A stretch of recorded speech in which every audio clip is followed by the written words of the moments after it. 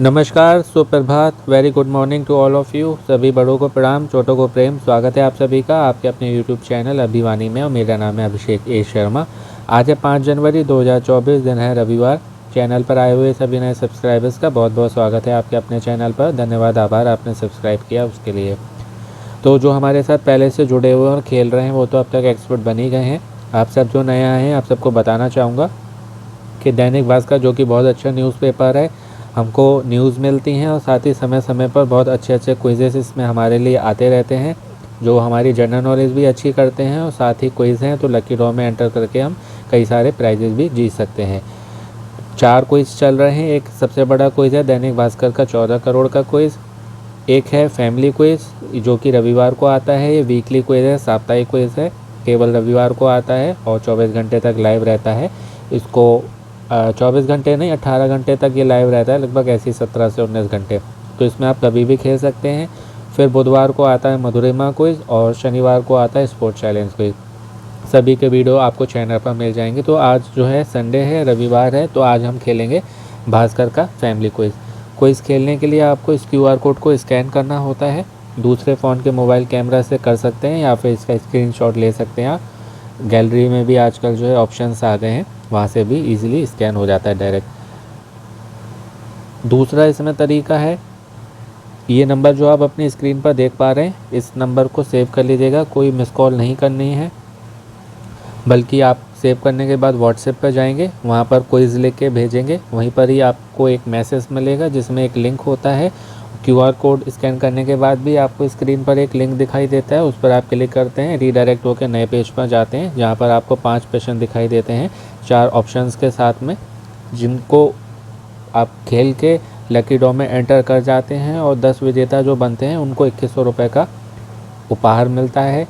वो coupon code हो सकता है, वो कोई गिफ्ट हो सकता है, जो कि दैनिक भास्कर वाले आपको जब फ़ोन करते हैं, जब भी आपका विजेता लिस्ट में नाम आता है उस दिन या उसके अगले दिन, तो वो आपको सब बता देंगे। आप इजीली जो है उनसे पूछ सकते हैं। टाइमिंग की बात करें तो रात्रि में 12 बजे तक लाइव रहता है, तो आज रात में 11:59 तक आप कभी भी खेल सकते हैं। चांस बढ़ाने के लिए आपके घर में जितने भी फ़ोन नंबर हैं सभी से खेलिएगा अलग अलग समय पर, सुबह दोपहर शाम रात, इस तरीके से करके आपके जीतने के चांस बढ़ते हैं, क्योंकि लाखों लोग भाग लेते हैं। जितने ज़्यादा आपकी एंट्रीज आएंगी उतने ज़्यादा आपके चांसेस रहेंगे जीतने के। ये आपको वहाँ पर 5 प्रश्न दिखाई देंगे 4 ऑप्शंस के साथ में। तो अभी क्विज़ खेलेंगे उससे पहले जो है मैं आपको विजेताओं के नाम बता देता हूँ। और ये 111वां क्विज़ है आज का। पिछले बार का 110 था। एक सप्ताह के बाद इसमें विजेताओं के नाम आते हैं। पिछली बार के आज आए हैं, आज वाले अगले रविवार को आएंगे। तो पहले प्रश्न का सही जवाब था ऑप्शन सी सिद्धार्थ, दूसरे वाले का था ऑप्शन सी मीरा कुमार, तीसरे वाले का भी सी था जवाहरलाल नेहरू, चौथे वाले का बी था हैदराबाद और 5वें वाले का बी था त्रेता युग। तो यही हमने खेले थे और जो लकली जो है विजेता लिस्ट में आ गए हैं, विनर लिस्ट में विजेता बन गए हैं, विनर्स बन गए हैं। उनमें पहला नाम है अजय किरवई 03638। ये मोबाइल के आखिर के 5 अंक होते हैं 03638। फिर अगला नाम है भूपेंद्र सिंह घुरे 01049 01049। दिव्या चंदिल 86725 86725। जितेंद्र कुमावत 47046 47 मोहिनी 89909 89909। निखिल सक्सेना 57379 57379। रेखा मीणा 57472 57472। रेणु 58767 58767। सोफिया अली 78146 78146। सुनीता गोलछा 740277 740 27। तो ये सभी विजेता हैं पिछले रविवार के। इन सभी को दैनिक भास्कर की ओर से हार्दिक बधाई। आपको दैनिक भास्कर की टीम कांटेक्ट करेगी, आज या कल में आपके पास फ़ोन आएगा, ठीक है। तो फ़ोन का अपना ध्यान रखिएगा। और अभी इसको खेलेंगे उससे पहले बताना चाहूँगा एक ये भी कोई चल रहा है हिंदुस्तान वालों का। इसमें 1000 रुपये के अमेज़ॉन के गिफ्ट वाउचर मिलते हैं 15 जनों को, और बम्पर इनाम में 3 जनों को iPhone 15 मिलेंगे। डेली क्विज है ये भी, इसको आप खेल सकते हैं। ये अमेज़ॉन का नया क्विज़ आया है, iPhone 13 series quiz, wheel of Fortune quiz. इसका वीडियो भी आपको चैनल पर मिल जाएगा। आपकी जनरल नॉलेज अच्छी है, परिवार की भी अच्छी है, आप KBC में जाके लखपति करोड़पति बनना चाहते हैं कुछ ही मिनटों में, तो रजिस्ट्रेशन चल रहे हैं फैमिली वीक के, कुछ ही दिन रह गए हैं। इसका वीडियो भी चैनल पर मिल जाएगा। ये स्पोर्ट्स चैलेंज क्विज़ जो हमने कल खेला था, और एक ये क्विज़ आया है अमेज़ॉन का नया, इसका वीडियो भी आपको चैनल पर मिल जाएगा। तो जितने क्विज़ चल रहे हैं सभी खेलिए, डेली खेलिए, अपने घर के सभी नंबरों से खेलिए और अलग अलग समय पर खेलिए। इससे जो है आपके जीतने के चांसेस बढ़ते हैं। तो अब जो है चलते हैं उस होम पेज पर जहाँ से हम इसको खेल के आंसर सबमिट करेंगे। उससे जो है आपको चेक भी हो जाएगा मैंने आपको सही बताया या नहीं। तो देखिए, लिंक पर आप जब क्लिक करेंगे तो रीडायरेक्ट होकर आप इस होम पेज पर आ जाते हैं। यहाँ पर आपको वही सभी जानकारी लिखी दिखाई देती है जो मैंने आपको बताया था। 2100 रुपये का गिफ्ट वाउचर, 5 प्रश्न, 10 विजेता। यहाँ पर आपको सबसे पहले आपका मोबाइल नंबर भरना होता है, फिर आपका नाम जो भी आधार कार्ड पर हो, जेंडर में पुरुष महिला, मेल फीमेल, उम्र में जो भी आपकी आयु हो आधार कार्ड पर, राज्य चुनेंगे। ये राज्य के लोग ही इसमें भाग ले सकते हैं। पहले उत्तर प्रदेश के लोग भी इसमें भाग ले सकते थे, तो अब नहीं ले सकते, इस कारण जो मैं भी नहीं खेल पाता हूँ उसको। फिर जो राज्य चुनेंगे उसके अनुसार यहाँ से शहरों की लिस्ट आ जाती है, जो कि आप यहाँ पर ट्रायंगल पे क्लिक करके सिलेक्ट कर सकते हैं। ये देखिए 5 प्रश्न हैं, ये खेलेंगे हम एक करके, और ये डिटेल इन्फॉर्मेशन के साथ में वीडियो होता है आपकी जनरल नॉलेज की अच्छी तैयारी के लिए, जो कि आपकी सभी ऑफलाइन क्विज में हेल्प करेगा। और आप सरकारी नौकरी की तैयारी कर रहे हैं या भविष्य में करेंगे उसमें भी आपकी हेल्प होगी, क्योंकि जीके सभी जगह कंपलसरी मस्ट है। बाकी जिनको केवल आंसर से मतलब होता है उनके लिए भी चैनल पर हमारे शॉर्ट्स में मिल जाएगा, इसी वीडियो के अपलोड होने के 1 घंटे के अंदर आपको वीडियो, तो उनका भी मुझे ध्यान रखना होता है। बाकी मेन जो है मैं उनके लिए बनाता हूँ जो मेहनत से जीतना चाहते हैं और जनरल नॉलेज की तैयारी कर रहे हैं, और बाकी आप सबका जो है रिवीजन भी हो जाएगा उससे। तो ये है आज का प्रथम प्रश्न। श्री ब्रह्मपुरीश्वर मंदिर भारत के किस राज्य में है? ऑप्शन है हमारे ए तमिलनाडु, बी राजस्थान, सी आंध्र प्रदेश या डी मणिपुर। अच्छा प्रश्न है। आज पहला ही माइथोलॉजी से मेरा फेवरेट सब्जेक्ट है, उससे जुड़ा हुआ प्रश्न आ गया। तो इसमें आप सेलेक्ट करेंगे ऑप्शन ए, तमिलनाडु के थिरुपतूर में है ये, और त्रिची के पास में है। त्रिची आपने नाम सुना होगा, उसके पास में ये है। और वैसे कहते हैं ना कि व्यक्ति अपना भाग्य नहीं बदल सकता, है ना, लेकिन इस मंदिर के दर्शन करने से अपना व्यक्ति भाग्य बदल सकता है, क्योंकि व्यक्ति का भाग्य लिखता कौन है? ब्रह्मा जी, है ना। तो कहा जाता है कि इस मंदिर के दर्शन करने से व्यक्ति का भाग्य भी बदल सकता है, क्योंकि ये मंदिर जो है इसके बगल में यानी कि बराबर में एक बगीचा है, वहाँ पर 12 शिवलिंग हैं। उनकी स्थापना और पूजा ब्रह्मा जी ने की थी, इसलिए भाग्य बदल सकता है।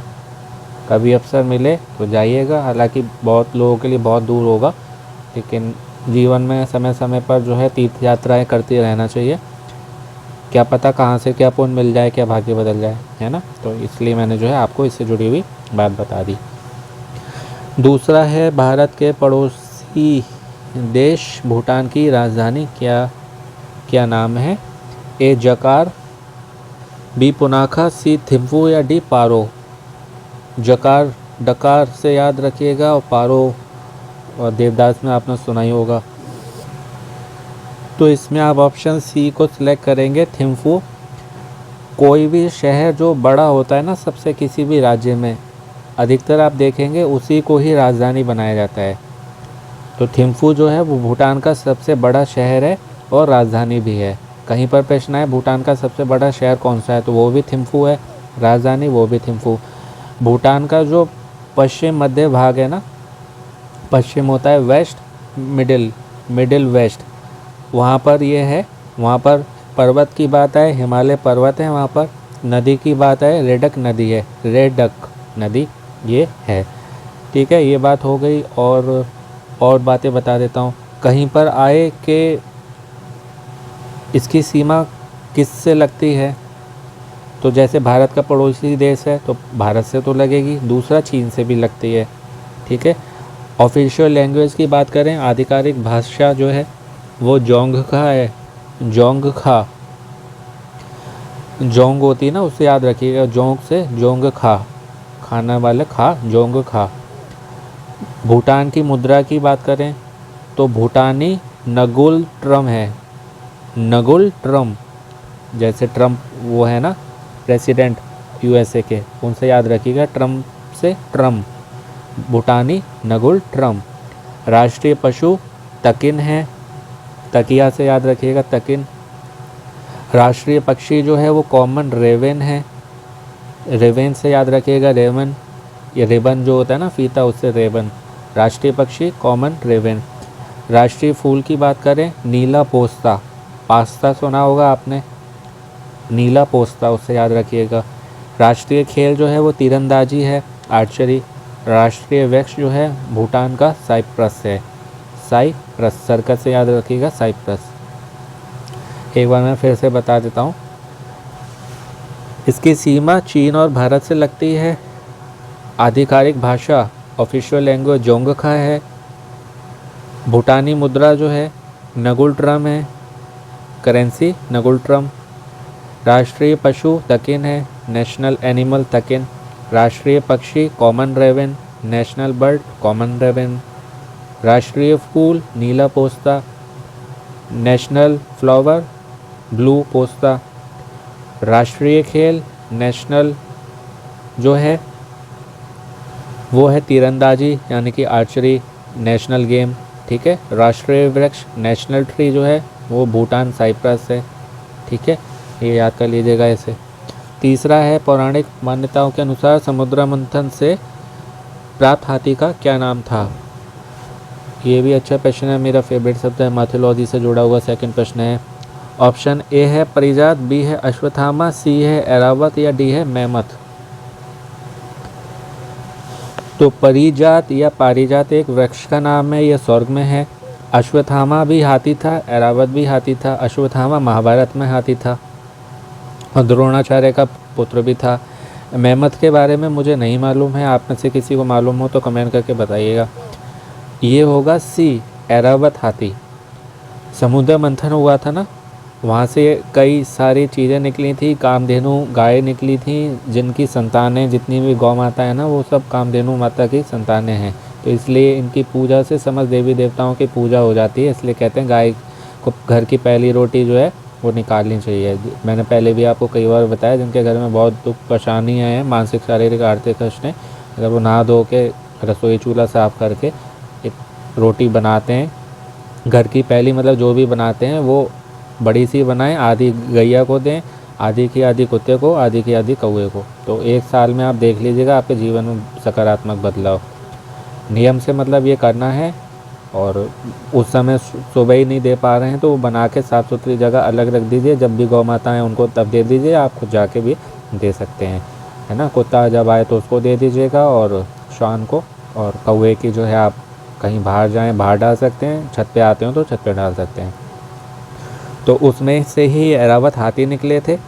ये जो है ऑप्शन सी, इनको जो है देवराज इंद्र का वाहन माना जाता है, मतलब ये वाहन है उनके, आपने देखा भी होगा उनको इन पे बैठे हुए। ऐरावत को शुक्ल वर्ण और 4 दांतों वाला हाथी बताया गया है, जैसे और हाथियों के आपने देखे होंगे 2 दांत होते हैं, इनके 4 हैं। और इनके सूंड से जो वायु निकलती है, पवन निकलती है, कहते हैं उसकी स्पीड, उसका वेग इतना तेज़ है जो कि पवन देव की शक्ति, पवन देव जो हवा चलाते हैं, सब अलग अलग देव है ना, जल देव जल से जुड़े हुए, पवन देव पवन से जुड़े हुए, तो उनकी शक्ति के समकक्ष इनको माना गया है। और हनुमान जी को भी आपने सुना होगा पवन पुत्र हनुमान बोलते हैं, है ना। फिर वृत्तासुर के खिलाफ युद्ध में इंद्रदेव ने ऐरावत और वज्र की मदद से जीत हासिल करी थी, प्राप्त की थी। ऐरावत को इंद्रहस्ती या इंद्रकुंजर नाम से भी जाना जाता है, या इनका ये भी नाम है। कहीं पर आए इंद्रहस्ती किसका नाम है, कौन से जीव का है, या इंद्रकुंजर किसका नाम है, कौन से जीव का है, तो ऐरावत हाथी का है या हाथी का है। ऐरावत जी के ही यह अलग अलग नाम है। फिर और इससे जुड़ी हुई मान्यताएं, जैन धर्म में ऐसा माना जाता है कि जब पहले तीर्थकर जो कि स्वामी ऋषभ देव जी थे, उनका जन्म हुआ था, तब देवराज इंद्र ऐरावत हाथी पर बैठकर उस उत्सव में आए थे। थाईलैंड और लाओस के ध्वज पर ऐरावत का चिन्ह बना हुआ है। ये जगहों के नाम है, देशों के।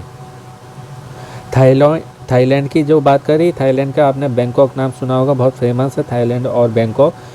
वहाँ पर वात अरुण मंदिर ऐरावत को समर्पित है। एक मंदिर है वात अरुण नाम का, जो कि ऐरावत को समर्पित है। और तमिलनाडु के तंजौर के पास में दारासुरम एक जगह है, वहाँ पर ऐरावत को भगवान रुद्र के एक लिंग ऐरावतेश्वर के रूप में पूजा जाता है। तंजौर के पास दारासुरम में ऐरावत को भगवान रुद्र के एक लिंग ऐरावतेश्वर के रूप में पूजा जाता है। तो ये इम्पोर्टेंट बातें थी, शायद ही है सब लोगों को मालूम हो, तो ये बताइएगा। और दूसरा मतलब ये याद कर लीजिएगा, और मेहमत के बारे में मुझे बताइएगा, क्योंकि मेहमत के बारे में मुझे नहीं मालूम है। चौथा प्रश्न है, फिल्म तीसरी कसम किस लेखक की लिखी कहानी पर आधारित है? ऑप्शन है हमारे ए यशपाल, बी फणीश्वर नाथ रेणु, सी निर्मल वर्मा या डी जैनेन्द्र कुमार। तो ये बहुत इजी प्रश्न है, ऑप्शन होगा इसका बी फणीश्वर नाथ रेणु जी। उनकी एक लघु कहानी है, आपने बचपन में पढ़ा सुना होगा, मारे गए गुलफाम, उनका उपन्यास है, उसकी एक लघु कहानी है, मीन्स शॉर्ट स्टोरी, मारे गए गुलफाम, उस पर ये आधारित है। सर्वोच्च प्रेम कहानी है और 1966 में ये फिल्म आई थी, तीसरी कसम जिसकी बात हो रही है, 1966 में।